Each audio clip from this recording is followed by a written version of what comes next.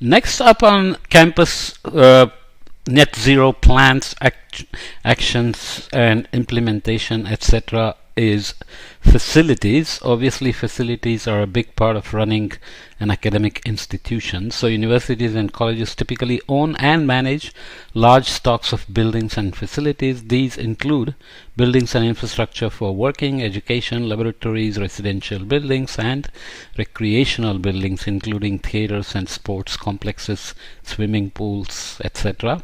Building stocks are significant sources of carbon emissions because of the energy they consume and the use of materials with a high carbon footprint. Facility operations also generate waste that releases emissions in landfills. This section covers the emissions reduction initiatives that play a critical role in achieving net zero buildings and facilities. Emissions reduction comes from reducing the energy demand of the buildings as well as reducing the emissions associated with building materials and waste. In this context of buildings, the urbanization keeps going strongly, urban populations keep increasing, and 50% of the increased demand for energy in the urban centers is expected to come from buildings. So buildings are in fact huge energy hogs, so one has to be careful. And here are the opportunities for decreasing emissions associated with campus facilities. Energy, of course, is a big one. Reduce energy demand of facilities through clever design of buildings and energy efficiency initiatives, electrify equipment, and reduce reliance on gas. We have talked about building energy efficiencies before in adaptation and green certifications like LEED and others that are available across and ensure sustainable use of energy, water, and other materials. In terms of materials, then minimize the need for new materials through retrofitting existing buildings rather than building new ones. Choose low carbon materials during construction and fit out. The idea is really to use risk informed infrastructure as a whole and buildings in particular, and this is applicable to campuses as well as the general communities around rural and urban areas. Waste, of course, this is a recycle symbol. Ensure campus facilities reduce, reuse, and recycle where appropriate. Implement circular economy principles when designing new facilities and demolishing old buildings. Circular economy is where you take raw materials and you make things out of them, you use them, and then you recycle them back to some usable form of material. So there's a full life cycle involved in being sustainable, which is very critical for net zero. Replace carbon and energy intensive equipment. Universities and colleges can reduce their energy demand immediately by replacing energy intensive equipment with more efficient options. This includes upgrading HVAC systems and lighting as well as computing and laboratory equipments. The scale of these opportunities depends on the types of equipment and facilities present on campus. This initiative also includes keeping equipment and appliances well maintained to avoid energy loss in the system. Of course, a lot of these will involve financial feasibility requirements and so on. So one has to be careful. I continue to have my allergies. So benefits, target, scope 1 and 2 emissions, resource conservation, building energy security for the university, college, and community, financial savings, engage with staff and students, share learnings with the communities, overall community benefits including cleaner air, health, and well-being for the neighborhood. Challenges, of course, again, finding accessible alternatives, financially feasible as well. So lack of financing for upfront costs can be an issue. Integrating with existing infrastructure on campus is always critical in terms of design and of synergy. Lack of data and skills and capacity within the university or college to make these things happen. You measure the impacts again with GHGs, energy consumption, cost savings as reductions in electricity and or fuel costs, return on initial investments in terms of reduced energy costs, for example, and increased comfort, so natural lighting, ventilation, temperature regulation, and general work environment as a whole. So how to reduce energy demand by replacing emissions intensive equipment? Upgrade HVAC systems, replace older HVAC systems with more energy efficient systems, and cost benefit analysis will show how the upfront cost will be recovered and how fast. Remove gas heating and replace it with electric and or passive heating solutions. Install smart technologies capable of detecting and predicting occupancy, in turn managing energy needs. So smart IoT kind of approaches, smart buildings, smart campuses. Create policies that minimize HVAC uses whilst still allowing productive campus operations. Include use of thermal insulation in building systems to minimize HVAC use. Just the temperature setting can make a difference. Instead of setting 67 degrees Fahrenheit, if you set it at 72, which is quite comfortable, then you would save a lot of energy, and you have to dress casually to live with the 72 degree setting, but still that's more useful as a whole for net zero. Replace existing lighting with energy efficient alternatives. So design of fenestration windows in buildings to allow maximum use of natural daylight without glare. Change incandescent light bulbs to more energy efficient LEDs. Install motion censored lighting and create policies ensuring lights are turned off when buildings are not in use. If you use motion sensitive lighting, then a lot of these problems get solved in terms of turning off when nobody's around. But buildings themselves can have a lot of light going on at night, and a campus looks pretty lit, less like any town or a market where we are now just used to leaving lots of lights on. Procure energy efficient equipment and appliances when upgrading equipment. Ensure the most energy efficient options are chosen where possible. Explore options for sharing equipment before purchasing additional equipment. Okay, so retrofitting campus buildings. I won't read all the text. Retrofitting in the context of net zero involves upgrades or improvements in buildings to reduce emissions profiles.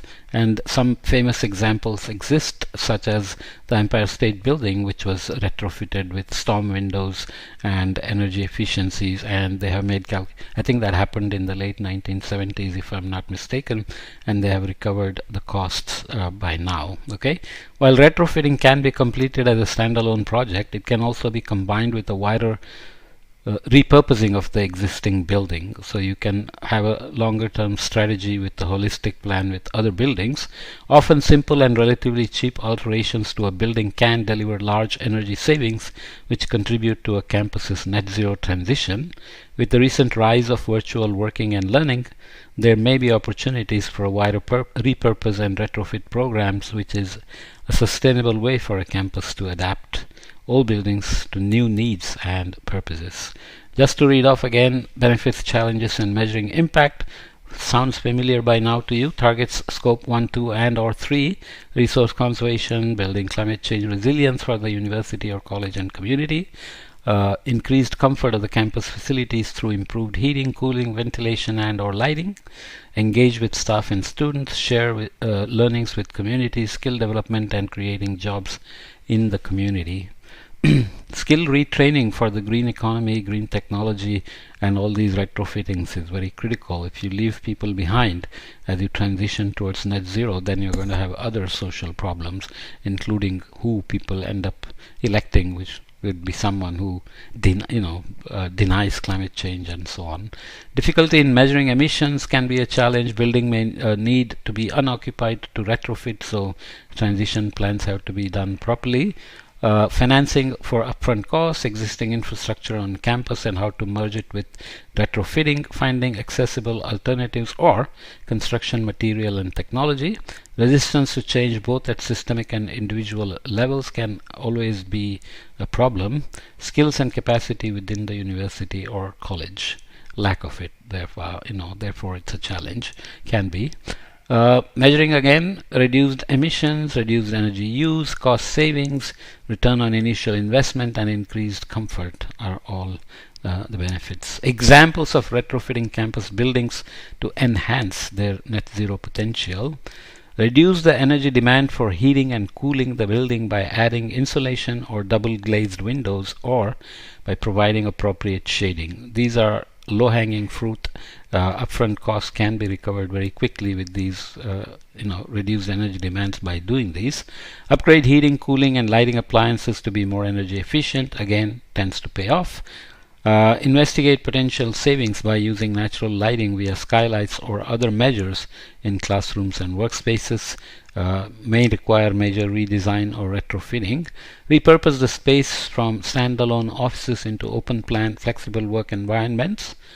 This allows more adaptable use as well as decreasing the energy needs of the space. So behavioral change in terms of using shared spaces as opposed to having your own big corner office with doors that you can close and couch inside that you can rest on and so on. Those behavioral changes are not easy. Integrate renewable energy systems into the building. Examples include installing rooftop solar panels that are connected either to a battery storage system or feedback into the electricity grid. Construct new sustainable buildings. So before beginning a new construction project, options to repurpose or retrofit existing buildings should be explored, and some considerations for new construction can be embedding energy efficiency through passive designing. What does it mean? When constructing new campus buildings, universities and colleges should strive to incorporate passive design principles to create facilities which result in a very low energy demand. So you use circulation to cool, allow natural light to come in to avoid daytime electricity use, and so on and so forth. Passive design buildings achieve exceptional energy efficiency and superior thermal comfort. Is generally considered the most rigorous voluntary energy and thermal standard